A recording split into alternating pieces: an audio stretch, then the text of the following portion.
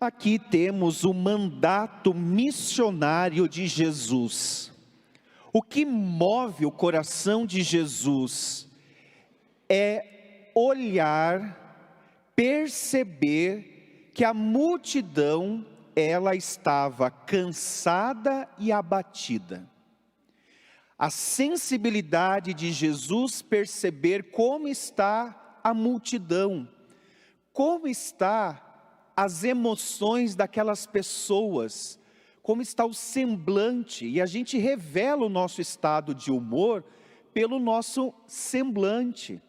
Quando estamos abatidos, como estamos cansados, o nosso corpo reage a isso, ao que está acontecendo dentro de nós.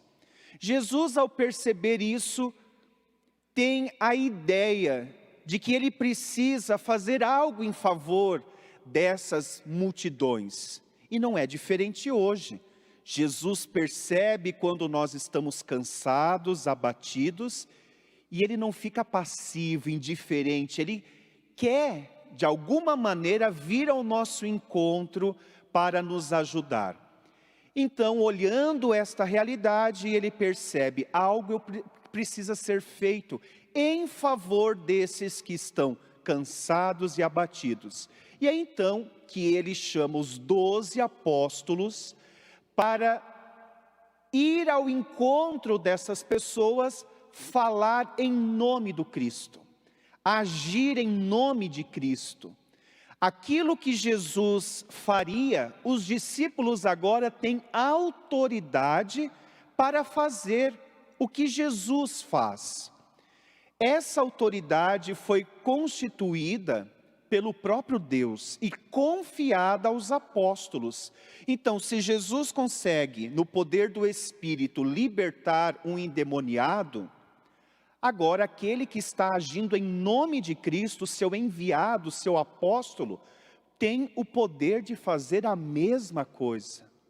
Se pela força da palavra Jesus toca os corações, agora Jesus confia essa autoridade, esse mesmo poder, e aquele que está em nome de Jesus faz as maravilhas que Jesus faz. Hoje, quem são os apóstolos? Porque sabemos que esses que o Evangelho cita os nomes, já se encontram na glória de Deus, não estão mais vivos no meio de nós, não são mais na condição humana como nós somos. A sucessão, essa autoridade que Jesus, parte de Jesus, confia aos apóstolos para fazer as mesmas obras que Jesus fez. Depois esta autoridade é passada para uma outra geração. Esses também morreram, mas foi confiada a outra. E assim acontece a sucessão apostólica, até chegarmos aos nossos bispos atuais. Então a autoridade que os nossos bispos, arcebispos têm, não é uma coisa que a igreja concedeu a eles, não é algo que eles inventaram.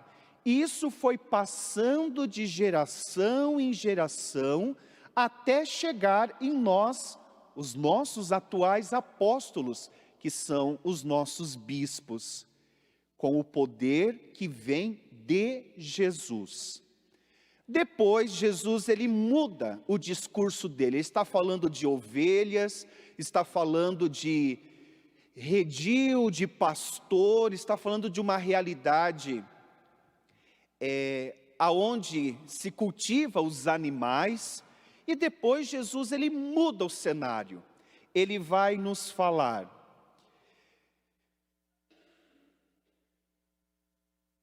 sobre uma realidade dos trabalhadores e da colheita.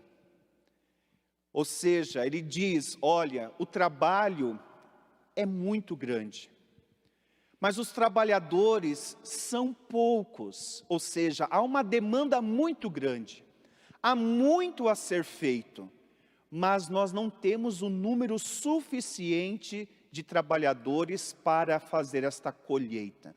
É evidente que Jesus não está falando de uma colheita de algo plantado. Ele está usando uma metáfora dizendo, Há muito a ser feito pelo reino de Deus, mas a gente precisa pedir que Deus envie trabalhadores, colaboradores, para que este reino possa ser cada vez mais expandido, possa ser mais divulgado, semeado, e que assim a gente possa colher os frutos deste reino.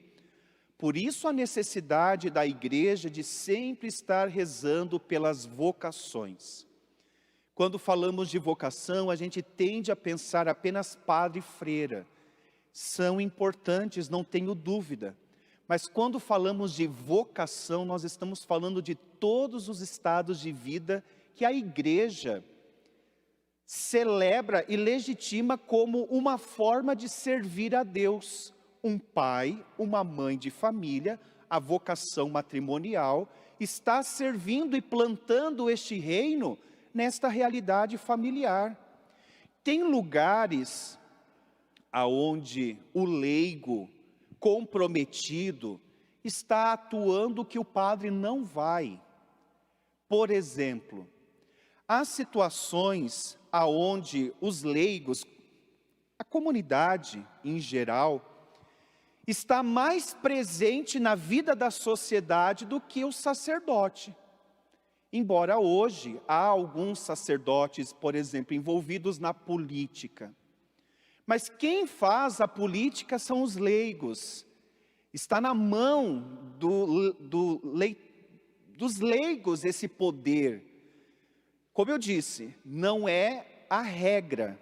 Até mesmo quando um padre, por exemplo, vai se candidatar a algum cargo, para vereador, prefeito, sei lá, o que tem, ele precisa se ausentar dos trabalhos comunitários, ele não pode mais celebrar a missa, para não misturar as coisas, senão ele pode fazer da missa uma campanha eleitoral. Percebe? Então a igreja tem essa preocupação de perceber, há lugares que os leigos estão participando mais ativamente do que os padres ou as religiosas. Então isso mostra que todas as vocações são importantes, e aonde está aquele que é chamado a viver a vida cristã, ali é convidado a fazer frutificar o reino de Deus. Mas eu gostaria de fazer um paralelo. Jesus fala de poder, fala de autoridade, confiada aos seus apóstolos. E eu fico me perguntando, há uma diferença entre alguém ter poder e alguém ter autoridade sobre mim? Há uma diferença aqui muito grande. A autoridade, eu consinto, eu cedo essa autoridade que o outro exerce sobre mim. Então há pessoas que têm autoridade sobre nós. Há outras pessoas que não têm autoridade, mas têm poder. O que é o poder? É algo que eu imponho, é imposto, é exigido. O poder, há pessoas que não têm autoridade, ela fala, mas a gente não dá credibilidade, mas a gente faz o que ela pede, porque ela tem um poder sobre nós. Há pessoas que não têm um poder, não é constituído uma hierarquia onde a gente vê, não, essa pessoa ocupa um cargo acima, mas ela não tem autoridade. Então, aqui está a diferença. Jesus, ele tem poder e autoridade. Poder porque ele é Deus, ele está acima de nós. Mas autoridade porque eu consinto a influência dele na minha vida. Então há pessoas na nossa história que exercem a autoridade. Por exemplo, um patrão pode ter poder sobre um funcionário, mas não ter autoridade, porque é desconectado o que fala com o que vive. Então há um hiato, há uma separação entre o que fala e entre o que faz. Geralmente pessoas assim podem ter poder sobre nós, mas elas não têm autoridade. Então a gente relativiza, a gente não leva tão a sério, a gente não deixa aquilo de certa maneira mexer em nós, nos influenciar. Como um distanciamento, mas a gente faz o que a pessoa pede. Por exemplo, um patrão, ou alguém que tem o poder sobre mim, um policial, ou qualquer pessoa que exerce poder sobre a nossa vida. Se ele pede para eu parar o carro, eu preciso parar, porque ele tem poder sobre mim. Mas pode ser que eu conheça a história dele e vejo, nossa, mas ele faz coisas piores. Então não tem autoridade. Aqui está a diferença. O pai de família, a mãe, o padre, o religioso, a religiosa, pode ter poder. Então, falou, está falado. Mas não ter autoridade. Ou seja, aquilo não muda nada, eu não aceito, eu não acolho aquilo que o outro fala para o meu bem. Pode ser que uma pessoa não tem poder na igreja, mas quando ela fala, eu escuto.